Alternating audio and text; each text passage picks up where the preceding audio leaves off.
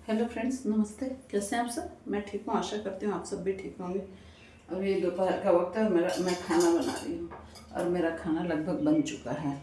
मैंने आज बनाया क्या, आलू पत्ता गोभी की सब्जी।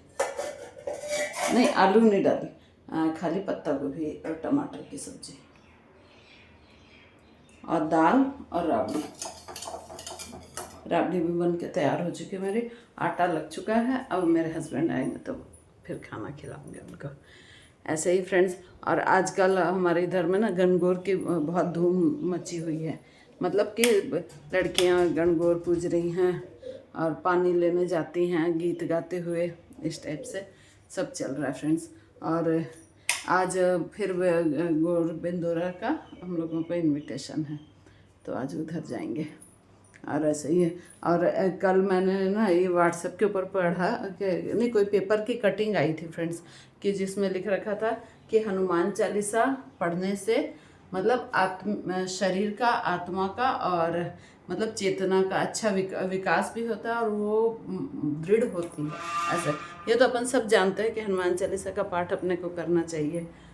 तो जैसे हम लोग मंदिर जाते हैं ना, तो कल से मैंने ऐसे शुरू किया। मतलब वहाँ पर हम लोग क्या, जैसे मैं, मौसी और 4-5 औरतें और आ जाती हैं, बुजुर्ग महिलाएं, तो हम लोग भजन गाते हैं। तो फिर मैंने वो जब पढ़ा पेपर में, तो फिर मैंने ये निश्चय किया और उन लोगों को भी बताया कि अपन अब से मतलब भजन के साथ साथ ना एक हनुमान चालीसा के सब बैठ के मतलब उसी समय कर लेंगे। तो उन्होंने कहा कि हाँ ये तो बहुत अच्छी बात है। तो फिर अब हमने शुरू कर दी है कि एक हनुमान चालीसा हम लोग मंदिर में भजन के साथ दौरान कर लेंगे। ऐसा ही है फ्रेंड्स। और बंदोरा जो निकालते हैं ना हम लोग गणगौर का, तो उसकी भी एक बहुत ही प्रेरणादायी कथा है, जो जो राजस्थान के सांस्कृतिक गौरव की भी मतलब मतलब वो परिभाषित करती है।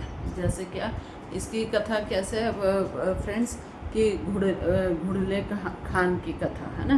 तो एक क्या है कि अजमेर के हाकिम थे कोई मल्लू खान, उनका सेनापति था घुड़ले खान, है ना। उसका मुस्लिम मतलब कम्युनिटी से आते थे, तो घुड़ले खान नाम था उसका सेनापति।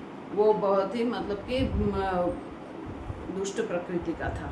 तो उसने क्या किया कि गणगौर पूज रही 140 लड़कियों को, है ना, बंदी बना लिया। ठीक है, मतलब किडनैप कर लिया और 140 लड़कियों को।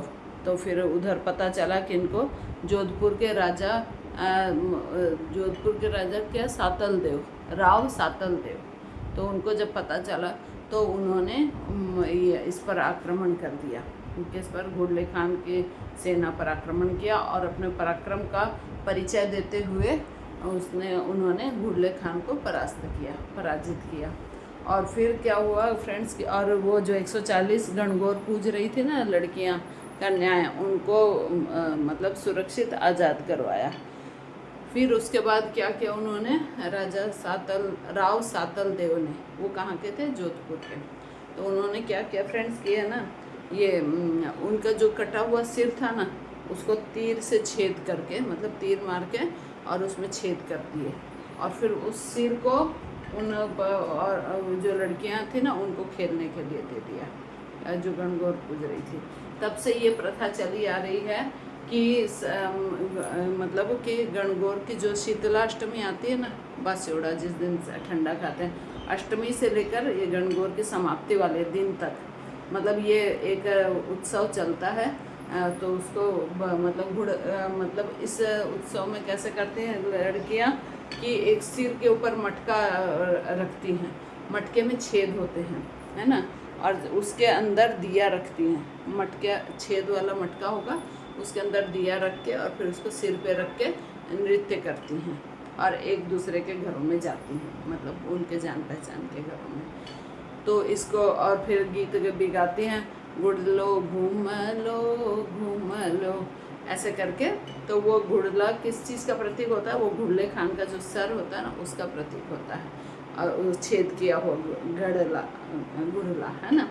तो मतलब कितनी रोचक और इंटरेस्टिंग जानकारी मिली आज मैंने मतलब कहीं पर देखी। तो फिर मैंने सर्च किया तो बोला वो तो ये उत्सव घुड़ला वाला उत्सव शीतला अष्टमी से लेकर गणगौर के दौरान मनाया जाता है। हालांकि हम लोग वहाँ भी मनाते हैं, अपने बिहार तरफ में भी हम लोग उसको बिंदोरा बोलते हैं। और वैसे ही मतलब कि दिया को थाली में रख के चलनी से ढक के हम लोग तो उधर तो ऐसे करते हैं, लेकिन राजस्थान में यहाँ आने के बाद मैंने देखा कि लड़कियाँ गणगौर में वो लेके जाती हैं घुड़ला और फिर गीत गाते हुए और नृत्य करते हुए भी जाती हैं। तो ये वाला जो त्यौहार है घुड़ला वाला, तो ये हमारे अपने राजस्थान की सांस्कृतिक गौरव और साहस की का प्रतीक है, और प्लस बुराई पर अच्छाई की जीत का प्रतीक है। ऐसा है फ्रेंड्स। अब देखिए अपने इतिहास में, भारत के इतिहास में कितनी अच्छी अच्छी बातें छुपी हुई होती हैं और सबका अलग अलग महत्व होता है, और ऐसे करके। और आज मेरे हस्बैंड, वो तो नीलम में लेके हर बार हस्बैंड को बोल देते हैं ये क्या खरबूजा, एक पहले ला चुके थे, एक अभी लाई, तो अभी मैं इसका खरबूजे का पना बनाऊंगी फ्रेंड्स। और ऐसे ही है। और तो अभी बस यही सब बिजी दिन जा रहे हैं कि गणगौर के अब कल परसों मतलब अमावस्या के बाद तो नवरात्रि बैठ जाएगी दुर्गा माता चैत्र शुक्ल प्रतिपदा से, है ना। और क्या फिर उसके बाद गणगौर आएगी, सिंधारा, पहले तो सिंजारा आता है। तो हम लोग सिंजारे पे ऐसे हंसते हैं फ्रेंड्स कि है ना, हम औरतों का, लड़कियों का तो 2 सिंधारा आता है, चूँकि हम लोग मारवाड़ी हैं ना, इसलिए हमारे 2 सिंधारे आते हैं, गणगौर का सिंधारा और एक सावन में तीज का सिंधारा, है ना। तो खूब ज़ोर शोर से सेलिब्रेट होता है हम लोग का।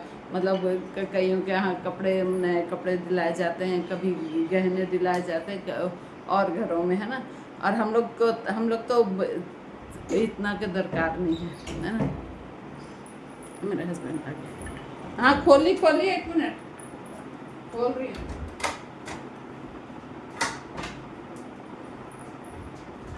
तो फिर है ना गणगौर का त्यौहार आने वाला है, बस अब उसके तैयारी में लग रखे हैं सब कोई। और फिर उसके बाद नवरात्रा का ये देवी माता बैठेंगी और 9 दिन तक वो सब प्रोग्राम। फिर राम जी का जन्म, राम जी दिख रहे हैं, राम जी का जन्म होगा। और फिर बस ऐसे ही फ्रेंड्स। और फिर उसके बाद गणगौर के बाद हमारे इधर में त्यौहार सारे समाप्त हो जाते हैं। इस बारे में ना एक कहावत है हमारे मारवाड़ियों में कि तीज त्योहारा बावड़ी ले डूबी गणगौर। मतलब तीज आती है ना, सावन की तीज, वो त्योहारों के साथ उसका आगमन होता है। उसके बाद त्योहार आता है और ले डूबी गणगौर, गणगौर के बाद कोई त्यौहार नहीं आता है। ऐसे फ्रेंड्स चलता रहता है। ठीक है। मेरे हस्बैंड बोल रहे फ्रेंड्स अब मैं बाहर रख रही हूँ, मेरे हस्बैंड आके खाना खाना। देखिए ठीक है, बाय, टेक केयर।